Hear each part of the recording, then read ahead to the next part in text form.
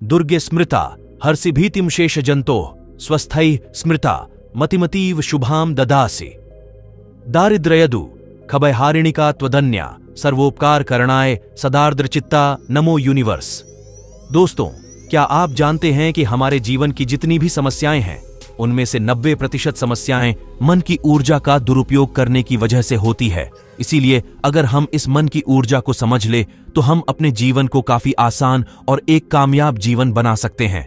आज की यह वीडियो को पूरा देखने के बाद आप खुद यह महसूस करेंगे कि हाँ, इस तरह समझकर अपने जीवन को आसान किया जा सकता है। मित्रों, मनुष्य का जीवन बेहतरीन बनाया जा सकता है। इंटरप्रिटेशन मतलब व्याख्या। किसी भी चीज की व्याख्या में चेतन मन का बहुत महत्वपूर्ण योगदान है। इसलिए सबसे पहले तो यह जानिए कि वास्तव में मन क्या चीज है और इसमें कौन कौन सी शक्तियां छुपी है। मन यानी कि हमारा माइंड कंप्यूटर की भाषा में कहा जाए तो यह एक सॉफ्टवेयर है, और मगज यानी कि हमारा ब्रेन कंप्यूटर की भाषा में बात करें तो यह एक हार्डवेयर है। मगज एक भौतिक चीज है, जैसा जिसे हम देख सकते हैं, छू सकते हैं, काट सकते हैं, रिपेयर कर सकते हैं और नाप सकते हैं। लेकिन मन एक ऊर्जा है, बिजली जैसी ऊर्जा है जिसे हम देख नहीं सकते बल्कि महसूस कर सकते हैं।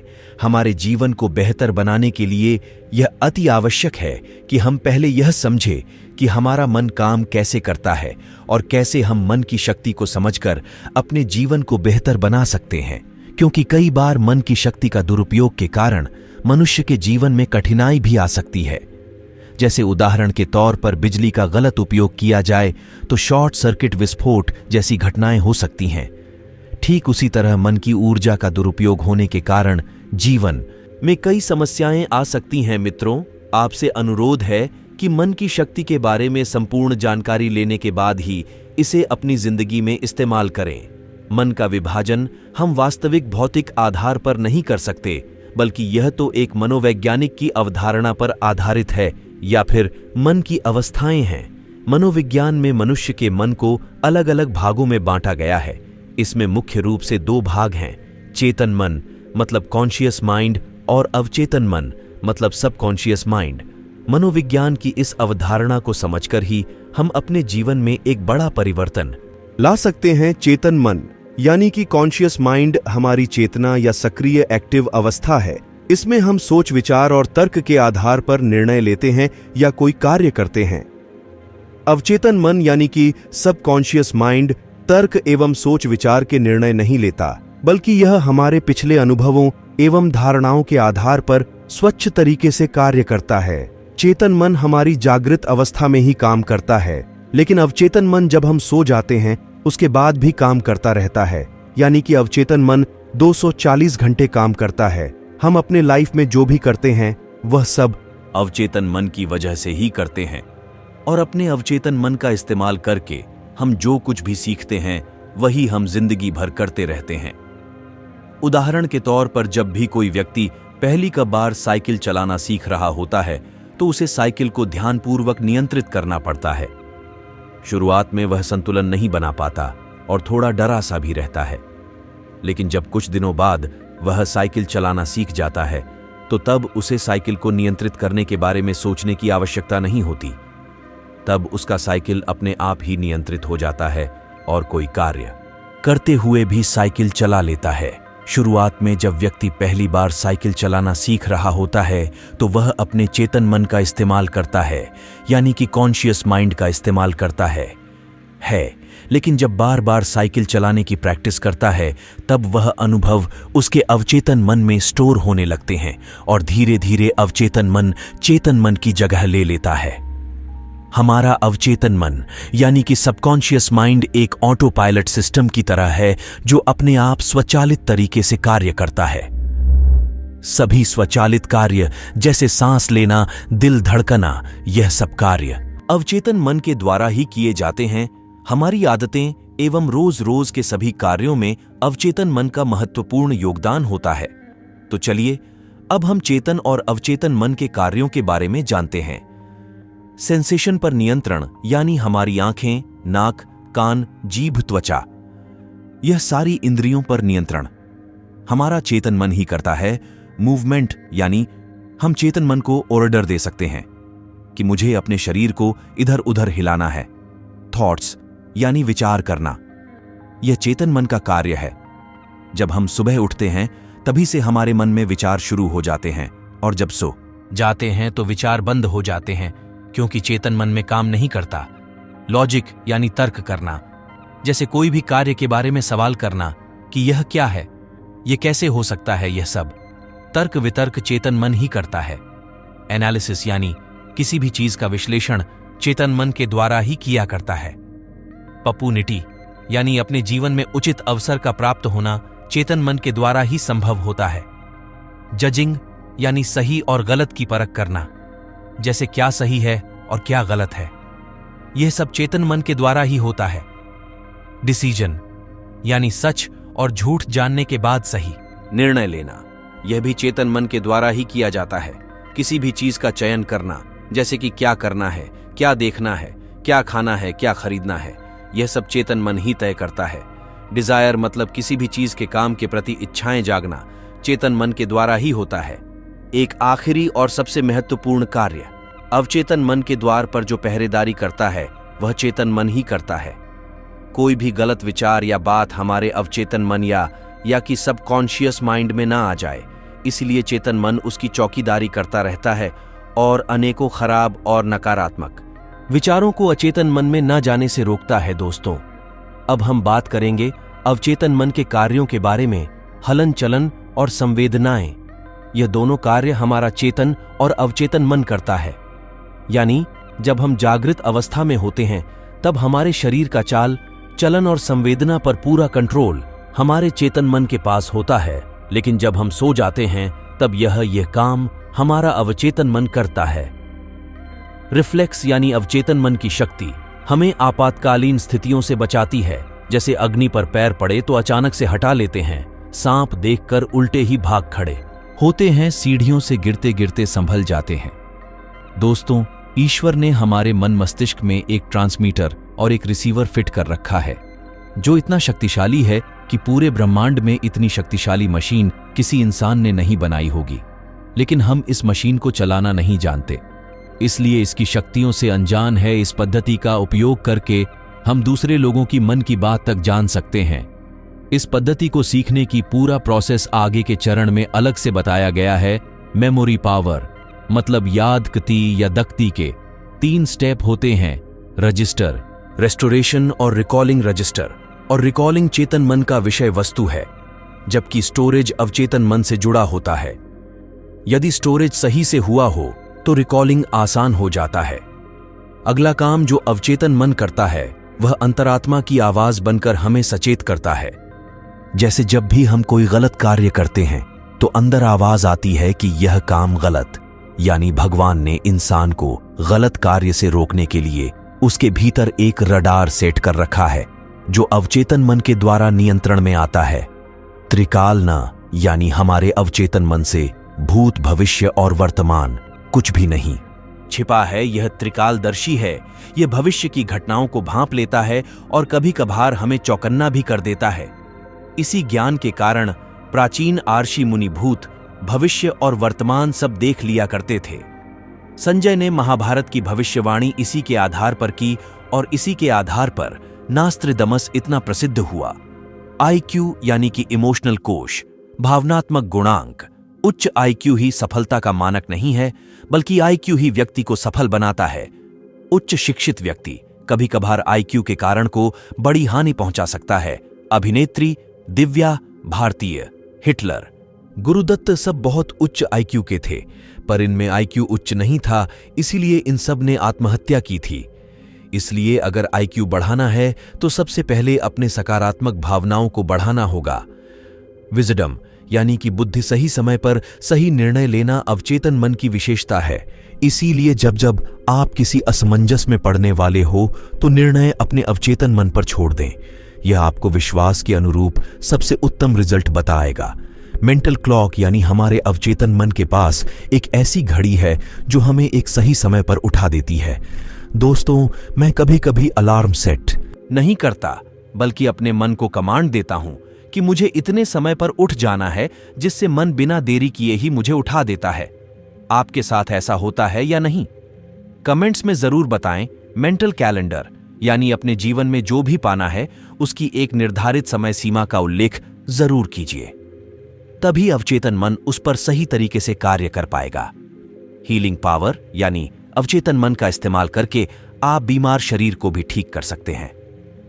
एक बार एक आदमी कैंसर रोग से बहुत पीड़ित था और कैंसर भी इतना भयानक था कि शहर के सबसे मशहूर डॉक्टर ने भी इलाज के लिए मना कर दिया था। उसका एक लड़का था जो अपने पिता की हालत देखकर बहुत दुखी रहता था। उसने अपने पिता को सबसे इलाज करवा कर देख लिया, फिर भी कोई इलाज नहीं मिला। तभी उसने किसी योगी से अवचेतन मन के बारे में सुना। उसके मन में एक ख्याल आया कि क्यों ना मैं अपने पिता के अवचेतन मन से ही उनके शरीर को ठीक कराऊं। वह सोचने लगा कि अगर मैंने अपने पिता के अवचेतन मन को जगा दिया तो उनका अवचेतन मन ही शरीर को ठीक कर देगा। उसके बाद उस लड़के ने पेड़ से एक लकड़ी तोड़ी और लकड़ी को ले जाकर अपने पिता को दिया और उनसे कहा कि आज मैं एक बहुत महान बाबा से मिला जो बड़े ज्ञानी हैं। उनके पास हजारों लोग आते हैं और वह बाबा हर समस्याओं का समाधान करते हैं। मैंने भी जब आपकी बीमारी के बारे में उन्हें बताया तो उन्होंने मुझे एक लकड़ी देकर कहा कि यह अपने पिता के गले में लटका देना, और उन्होंने एक मंत्र भी दिया है और कहा है कि रोज इस मंत्र को दिन में 2 बार पढ़ना है। इससे तुम्हारे पिता 1 महीने में ही बिल्कुल ठीक हो जाएंगे। उसके पिता को यकीन हो गया कि अगर यह लकड़ी महान बाबा ने दिया है और मंत्र बताया है तो यह मुझे जरूर फायदा करेगा। इसलिए वह रोज उस लकड़ी को अपने गले में बांधकर सच्चे मन से उस मंत्र का जाप करने लगे। इस तरह पूरा 1 महीना भी नहीं बीता था कि उसके पिता एकदम से स्वस्थ हो गए। जबकि सच यह था कि ना तो वह किसी बाबा से मिला था और ना ही ऐसा कोई मंत्र किसी ने उसे बताया था। लेकिन उसके पिता ने फुल फीलिंगलेस ही है, ये कई बीमारियों को उत्पन्न भी कर सकता है और प्रोसेस को रिवर्स करके ठीक भी कर सकता है। ऐसे और भी बहुत सारे केसेस आपने भी सुने होंगे कि जब डॉक्टर ने रोगी को कह दिया हो कि आप घर जाइए, आपका इलाज नहीं हो सकता, और उसके बाद वह रोगी बिल्कुल ठीक हो गया हो। दोस्तों, यह सारे कार्य हमारे अवचेतन मन के स्तर पर ही होते हैं। हम सभी एक चुंबक की तरह है जो अपने जीवन में हर उस चीज को खींच सकते हैं जो हमें पसंद हो, किंतु इस मैग्नेट को हमें हमेशा चार्ज करते रहना होगा। इसके लिए शबरी तकनीक अपनाना पड़ेगा। जैसे शबरी हमेशा राम राम करती है गे और राम को वहां जाना ही पड़ा। आपको जो चाहिए बस उसी के बारे में सोचे। पैसा चाहिए तो पैसे के बारे में सोचे, पावर चाहिए तो पावर के बारे में सोचे। ये हर हाल में आपकी दुनिया में प्रकट होंगे। जब हम अवचेतन मन को प्राप्त कर लेते हैं तो उसका असर हमारे आसपास भी दिखाई पड़ता है। जैसे श्री रविशंकर जब बेंगलोर में अंतर्राष्ट्रीय आश्रम में होते हैं तब उनकी ध्यान साधना के वक्त बादल घर आते हैं। आप कभी भी आश्रम में जाकर यह देख सकते हैं, वहां के सांप, बिच्छू, हिंसक जानवरों तक में से हिंसा खत्म हो गई है और वहां हमेशा ही हरियाली बनी रहती है। यह श्री रविशंकर महाराज के अवचेतन मन की शक्तियों का एक छोटा सा नमूना है। हमारा अवचेतन मन परम शक्तिशाली है क्योंकि यह हमारे शरीर के हर भाग को अपने काबू में रखता है। जब भी आपसे कोई पूछता है आप कैसे हो तो आप कहते हैं कि मैं ठीक हूं। यह कहने का मतलब यह है कि आप अपने अवचेतन मन को कह रहे हैं कि सब ठीक है, कुछ करने की जरूरत नहीं है। अवचेतन मन हमारे ऑटोनॉमिक नर्वस सिस्टम पर पूरा कंट्रोल रखता है, जो हमारे शरीर के पाचन, श्रवण, हार्मोन्स पैदा करने आदि के नियंत्रण के लिए जिम्मेदार होता है।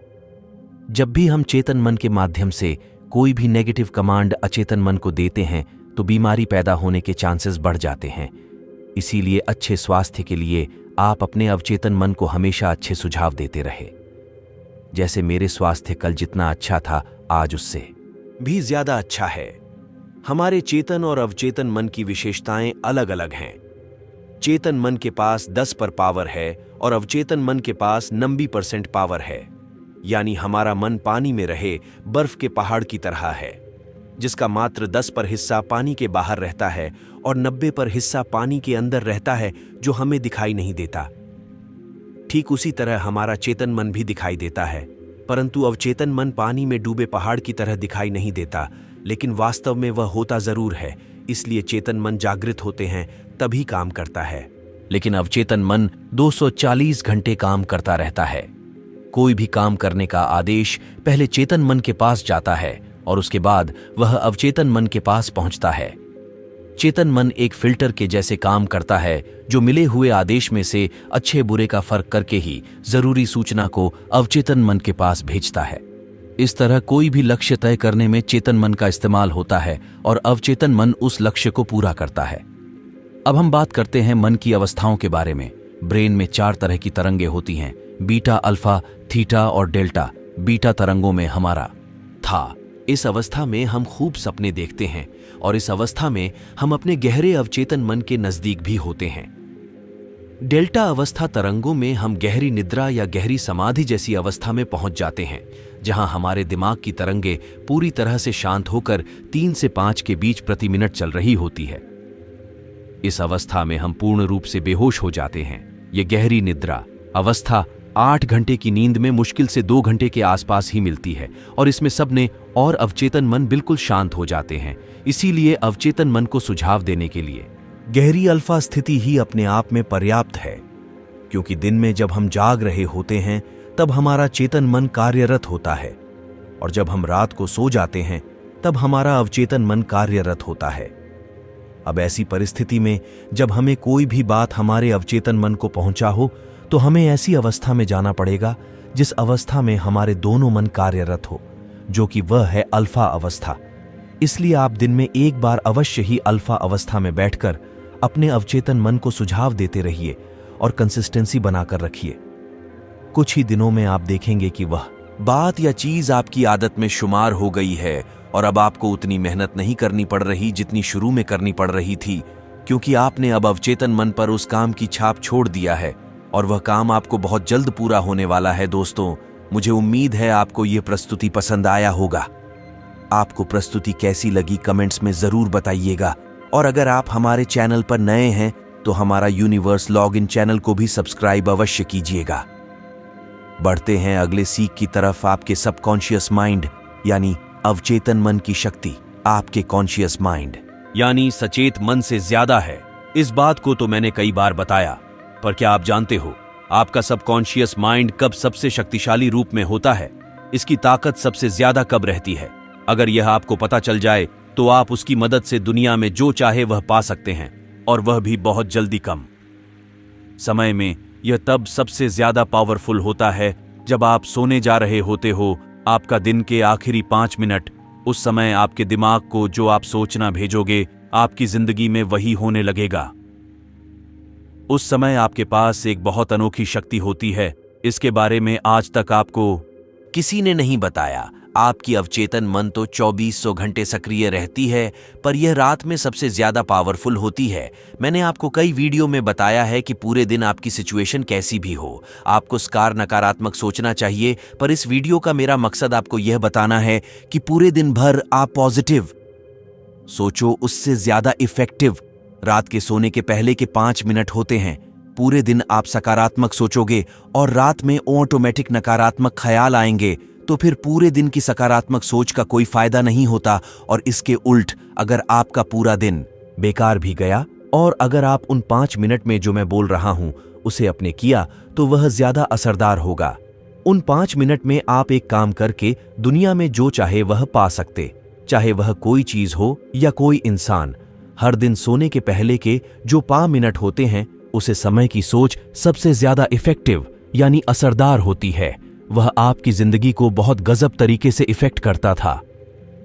हम लोग में से ज्यादातर लोग जब रात को सोने जाते हैं तो जो सोने के पहले के 5 मिनट होते हैं उसमें उन सब चीजों के बारे में सोचते हैं जो नेगेटिव होती है। आज के दिन क्या खराब हुआ था, आज ये काम नहीं बना, उसने मुझे आज चोट पहुंचाया, और कई नेगेटिव चीज है। उन 5 मिनट में हम जितने चिंता वाली चीज हैं उसे सोचते हैं। और सच बताऊं तो इसमें आपकी भी कोई गलती नहीं है, ये तो आपके दिमाग की नेचर ही है। इस समिति ने हमारा ब्रेन ही वैसा बना दिया है। आप मुझसे कहोगे कि हमको आखिर उन 5 मिनट में करना क्या है? आपको क्या करना है? आपको सिर्फ उसे रिवर्स यानी उसे उल्टा कर देना है। आप वह सब सोचते हो जो नेगेटिव है, तो आपको उसी समय उन सब चीजों को सोचना है जो पॉजिटिव है। मैं जानता हूं कि यह आपको एक छोटी सी चीज लग रही होगी, पर यह आपकी जिंदगी को पलट सकती है।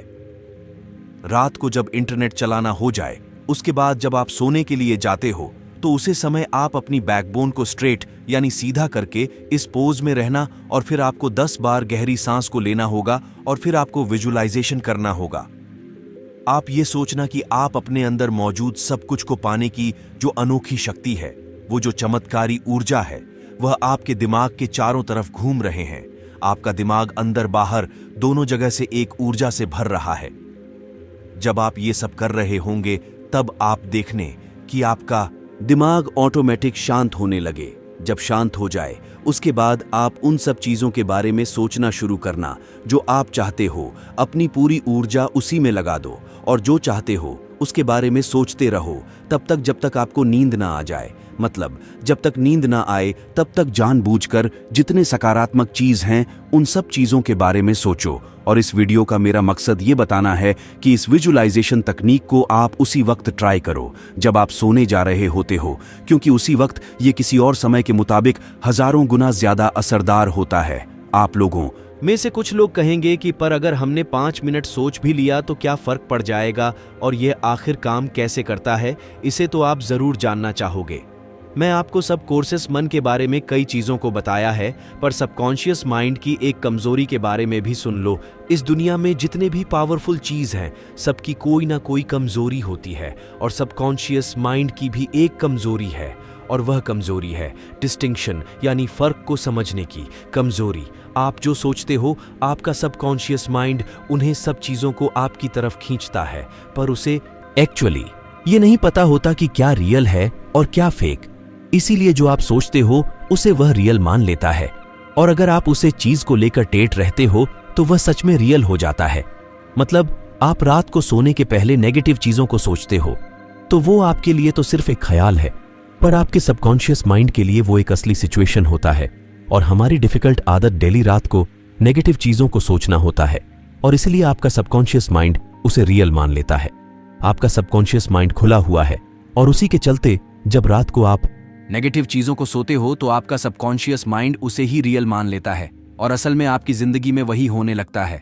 सोने के 5 मिनट पहले अगर आपने कुछ नेगेटिव चीजों को सोचा तो आपका आप चेतन मन उसे एक सजेशन की तरह लेता है। इनडायरेक्ट आप उसे कह रहे हो कि मेरी जिंदगी की सिचुएशन वैसी कर दो।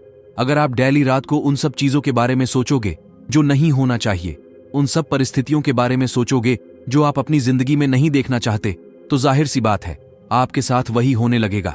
इससे आप क्या कर रहे हो और अगर आपकी जिंदगी में कुछ अच्छा भी होने वाला होगा ना तो वह नहीं होगा। इसी नेगेटिव सोच के चलते डायरेक्ट रेट को नकारात्मक चीजों में बढ़ रहे हो। मैं दुखी हूं, मेरे साथ कुछ अच्छा नहीं हो रहा। रात के सोने के पहले उसे पावरफुल यानी शक्तिशाली समय के दौरान इन सब चीजों को बोल बोल के आप इस ब्रह्मांड की प्रोग्रामिंग को बदल रहे हो। इसके बदले आप अपने आप से बोलना कि मैं खुश हूं, मैं लकी हूं, मेरा अगला दिन अच्छा जाएगा, मजा आएगा। आपकी सोच आपकी लाइफ के प्रोग्रामिंग को बदल सकती है। आपका सबकॉन्शियस माइंड एक बैंक की तरह है जिसमें बहुत सारे पैसे हैं। उन पैसों से आप जो चाहे वह खरीद सकते हो, पर आप क्या कर रहे हो? पैसे तो ले जा रहे हो और खर्च कुछ भी कर रहे हो, कुछ और खरीद रहे हो। कुछ पैसे लेकर मार्केट तो जा रहे हो और खरीदी जो नहीं चाहिए उसे खरीद रहे हो, और जब घर वापस आ रहे हो तब सोच रहे हो कि अरे मेरी लाइफ तो बर्बाद हो गया है। वह जो पैसा है वह आपकी सोच है, आपको सही जगह पर खर्च करना चाहिए। वह जो मार्केट है वह ये दुनिया है, इसीलिए आपकी जो सोचने की शक्ति है उसे सही जगह पर इस्तेमाल करो। सही चीजों को, पॉजिटिव चीजों को सोचो। लाइफ में चाहे कुछ भी कर लो, कुछ भी सबसे ज्यादा इंपॉर्टेंट आपकी सोच है। अगर नेक्स्ट दिन आपका एग्जाम है तो रात को सोने के पहले टेंशन लेने के बदले आप सकारात्मक सोचो। अगर कल कुछ जरूरी काम करना है आपको तो रात को सोने के 5 मिनट पहले ही सोचना शुरू कर दो कि अगले दिन जो होगा वह अच्छा होगा। इससे आपकी सफलता की चांसेस बढ़ जाएगा। सोने के बीच की वो टाइम एकदम चमत्कारी समय होती है, तो इस समय का पूरा फायदा कैसे उठाएं वह मैंने आपको बता दिया है। एक काम करो, आज रात ही आप इसे ट्राई करना। आज रात को सोने के पहले आप जानबूझ के जितने सकारात्मक चीज हैं उसे सोचना और दे देखना। 95% चांसेस है यह आपका अगला दिन अच्छा जाएगा। सीख कैसा लगा नीचे कमेंट जरूर करना। अच्छा लगा तो इस वीडियो को लाइक और शेयर भी कर देना। बढ़ते हैं अगले सीख की तरफ। इस वीडियो को शुरू से लेकर एकदम लास्ट तक देखना, क्योंकि आपको जो ज्ञान, जो इंफॉर्मेशन इस वीडियो में मिलने वाली है, उसकी कोई कीमत नहीं है और कोई दूसरा आपको कभी बताया भी नहीं। आप अपने दिमाग को बिजली की तरह तेज कर सकते हो। ये पूरी तरह से संभव है। ये कोई सच या कोई फिक्शन नहीं है, ये एक फैक्ट है, क्योंकि हमारा दिमाग एक मोबाइल या कंप्यूटर की तरह है। जिस तरह आपके मोबाइल फोन में प्रोसेसर की स्पीड होती है गीगाहर्ट्ज में और रैम की साइज होती है जीब में, बिल्कुल उसी तरह आपके दिमाग की भी कुछ शक्तियां होती हैं और वही यह तय करता है कि आपका दिमाग कितना फास्ट काम कर रहा है। बिल्कुल उसी तरह जिस तरह एक मोबाइल फोन की रैम और प्रोसेसर यह तय करती है कि वह फोन कितना फास्ट काम करेगा, आप अपने दिमाग के भी रैम और प्रोसेसर को बूस्ट कर सकते हो। पर इसके बहुत सारे टेक्निक होते हैं, यानी तरीके होते हैं। ऐसे तो बहुत सारे मुश्किल तरीके हैं, पर ऐसे कई आसान तरीके भी हैं जिससे आप अपने दिमाग को शार्प यानी बहुत तेज बना सकते हो। सुबह उठने के बाद आप 5 मिनट की एक तकनीक को फॉलो करो। आप इस पोज में बैठ जाओ। उसके बाद आप सिर्फ 4 बार जोर जोर से सांस लो। उसके बाद आपको अपने नाक के दोनों साइड से नहीं, एक साइड से सांस लेना है। आप अपने राइट यानी दाएं हाथ के किसी भी अंगुली यानी फिंगर से अपने राइट यानी दाएं नाक को बंद कर दो। दाएं हाथ से नाक की दाईं साइड को बंद कर दो और बंद करने के बाद आप अपने लेफ्ट यानी बाएं नाक से सांस लो और छोड़ो और फिर बिल्कुल ऐसे ही इसके उल्टे अपने लेफ्ट यानी बाएं हाथ से बाएं नाक को बंद कर दो और अपनी राइट यानी दाएं नाक से सांस 15 बार, राइट से यानी दाएं से और 15 बार लेते रहो। यानी सामान्य तौर पर आप अपने दोनों नाक से सांस लेते हो और इस तकनीक में फर्क यह है कि आप अपने एक नाक के सांस ले रहे हो और यह ध्यान रखना सांस आपको जोर जोर से लेना है। मतलब जैसे आप नॉर्मली यानी सामान्य तरीके से लेते हो वैसे नहीं लेना है। आप जोर जोर से जितनी हवा अपने अंदर खींच सको उतना खींचना। कम से कम 5 मिनट के लिए डेली जरूर करो। जब आप अपने लेफ्ट यानी बाएं नाक को बंद करके सिर्फ दाईं नाक से सांस लेते हो, तब वो सांस ऑक्सीजन आपके दिमाग की लेफ्ट हेमिस्फीयर यानी बाएं तरफ के दिमाग में जाती है और आपके दिमाग की उसे लेफ्ट यानी बाई साइड की ऊर्जा को बढ़ाती है। और आपकी जो लेफ्ट साइड की ब्रेन है वह आपकी दिमाग की तार्किक कैपेबिलिटी यानी तर्क क्षमता को कंट्रोल करती है। मतलब अगर आपकी मैथ्स और साइंस जैसे सब्जेक्ट्स कमजोर है, तब आपको यह प्रैक्टिस करना चाहिए। इससे आपकी लॉजिकल एबिलिटी बढ़े, तब आपको ये सब्जेक्ट्स बिल्कुल बच्चों का खेल लगने लगेगा। लॉजिक बढ़ने से आप बहुत तेज हो जाओगे। मतलब आपको कोई भी डिसीजन लेने में दिक्कत नहीं होगी। आपको झट से समझ आ जाएगा कि आपको यह करना चाहिए या फिर यह करना चाहिए। जब आप अपने दाएं नाक को बंद करके बाएं से सांस लेते हो, तब आपकी दिमाग की दाईं साइड की ऊर्जा बढ़ती है और आपकी जो राइट हेमिस्फीयर यानी दिमाग का दायां हिस्सा है, जब इसकी एनर्जी बढ़ेगी तब आपकी अंदर की क्रिएटिविटी यानी रचनात्मक शक्ति बढ़ेगी। जब रचनात्मक शक्ति बढ़ेगी तब आपकी जो स्टाइल है वह पूरी तरह से चेंज हो जाएगी। आपकी आत्मविश्वास और आत्मशक्ति बढ़ेगी और आपको किसी से पारस्परिक में बात करने में दिक्कत नहीं होगी, क्योंकि आपके अंदर की रचनात्मक शक्ति आपके अंदर की टैलेंट को जागृत करती है। और तब आप अपने अंदर की टैलेंट यानी प्रतिभा को पहचान लोगे। जो आप ऑक्सीजन लेते हो, जो आप सांस लेते हो, वह आपके दिमाग के अंदर की सेल्स न्यूरॉन्स जिसकी शक्ति तनाव के चलते काम हो जाती है, वो वापस से जैन लगती है और उसकी ऊर्जा 1000 गुना बढ़ जाती है। और इस तकनीक की खास बात यह है कि आप जब नाक की एक साइड से सांस लेते हो, तब वो आपके दिमाग की एक ही दिशा एक स्पेशल तरीके से प्रभाव करता है। एक स्पेशल तरीके से आपके दिमाग के अंदर की सेल्स में वो ऑक्सीजन पहुंचती है और उसी के चलते आपके दिमाग में मौजूद न्यूरॉन्स के बीच जो कनेक्शन है वो और भी मजबूत हो जाती है दिमाग को। अगर आपको तेज करना है और अगर आप चाहते हो कि आपकी दिमाग अपनी पूरी ताकत के साथ काम करें, तब आपको एक अच्छी नींद की जरूरत। अच्छी नींद के बिना आपकी जो दिमाग की एफिशिएंसी है वो काम हो जाती है। मतलब आपकी ब्रेन 1 सेकंड में कितनी चीजों को समझ सकती है, वो जो शक्ति है वह बहुत कम हो जाती है। आपकी दिमाग में जो न्यूरॉन्स है उसके बीच की जो कनेक्शन है वह कमजोर हो जाती है। आप यह कैसे पता करोगे कि आप जो डेली रात को सोते हो उसी समय की नींद अच्छी थी या खराब? इसका आंसर यानी इसका उत्तर यह है कि अगर आप जब सुबह उठते हो उसे समय आप पूरी तरह से एनर्जेटिक महसूस करते हो, तब आप एक अच्छी नींद में सोए थे। और मैं यह सुरेली कहता हूं कि आप लोगों में से कुछ ही लोग सुबह सुबह ऐसा महसूस करते हो, जहां तक लोग तो सुबह उठने के बाद भी थका हुआ महसूस करते हैं। नींद हमारी जिंदगी की सबसे जरूरी चीजों में से एक है और आपकी दिमाग पूरे दिन किस ऊर्जा के साथ काम करती है वह आपकी नींद पर बहुत ज्यादा डिपेंड करती है। अब यह तो कहते हो कि आपको मानसिक स्तर पर थकान महसूस हो रही है, पर आपको यह भी जान लेना चाहिए कि अगर आपकी दिमाग रात के वक्त ठीक से रिपेयर नहीं होगी, मतलब अच्छी नींद नहीं मिलेगी, तो आपका दिमाग पूरी फुल पावर में कैसे काम कर सकता है। जब आप रात में सो रहे होते हो तब आपके दिमाग की हीलिंग प्रोसेस चल रही होती है, मतलब दिन भर के काम करने के बाद अब जो थक जाते हो वह रिचार्ज होती है। बिल्कुल एक बैटरी की तरह जब आप सोने जाते हो तब आपको सिर्फ 3 से 5 मिनट के अंदर नींद आ जाएगी।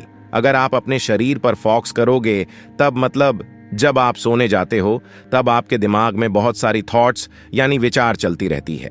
तब आप उन थॉट्स यानी विचारों पर से फोकस हटा के अपने शरीर पर फोकस करो। मतलब ट्रिक बिल्कुल सिंपल है, आप जो सोचते हो वह आपकी ऊर्जा खींच लेती है, तो आपको इस अटेंशन को अपने शरीर पर लगाना होगा। अपने शरीर के अलग अलग हिस्से को महसूस करते रहो, फॉलो करो, अपने हाथों को फॉलो करो, अपने पैरों को, और अगर वापस दिमाग थॉट्स की तरफ भागने लगी तब उसी टाइम अपने ज्ञान को वापस अपने शरीर पर लगा दो। इससे आपकी शरीर पूरी तरह से रिलैक्स हो जाएगी और आपकी दिमाग आपके शरीर से कनेक्ट है, यानी जुड़ी हुई है। इसलिए जब आप शरीर को रिलैक्स करोगे तब आपकी दिमाग भी रिलैक्स हो जाएगी और आप जल्दी सो जाओगे। आपको सोने जाने के 15 से 20 मिनट बाद नींद आती थी, अब बस 5 से 10 मिनट बाद नींद आ जाए, और अगर आप इस फॉक्स वाली ट्रिक से सो गए तब आपकी नींद काफी गहरी होगी, क्योंकि आप अपनी ऊर्जा बिना मतलब वाली थॉट्स पर खर्च नहीं कर रहे हो। और अगर आपको गहरी नींद आएगी तब आपकी दिमाग की पावर बहुत बढ़ जाए। दूसरे शब्द में कहूं तो दिमाग तेज हो जाएगी। एक वीडियो में मैंने आपको सोने के पहले उन चीजों के बारे में सोचने को कहा था जो आप अपनी जिंदगी में अट्रैक्ट करना चाहते हो, उसे तकनीक को प्रैक्टिस करना। तो जो आप चाहते हो उसे सोने के बाद जब आप फाइनली ये तय कर लोगे कि हाँ अब मुझे सोना है, अब उसे समय जब बेमतलब की रैंडम थॉट्स आपके दिमाग में आती रहती है, उसे समय आप अपने शरीर पर ध्यान लगाने वाली ट्रिक को प्रैक्टिस करनी है।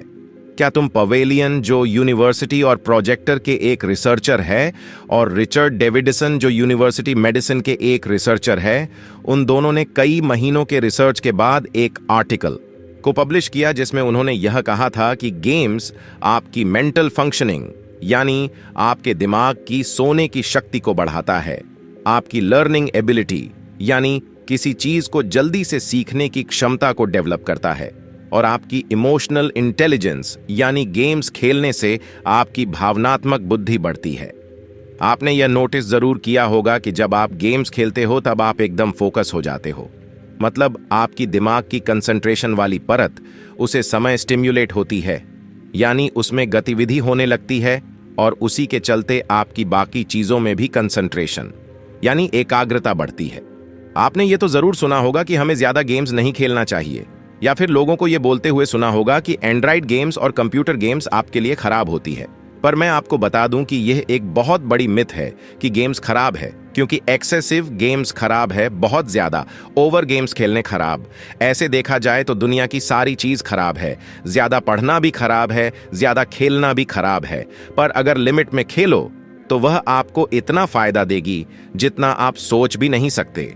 वह आपके दिमाग की पावर को बढ़ाती है। आप गेम्स तो खेलते ही होंगे, इससे आपकी दिमाग तो डेली बेसिस पर बढ़ती ही होगी, पर मैं चाहता हूं कि आपकी दिमाग जी स्टेज पर है, उसे आप और ऊपर उठाओ और आप सबसे इंटेलिजेंट लोगों में से एक बन जाओ।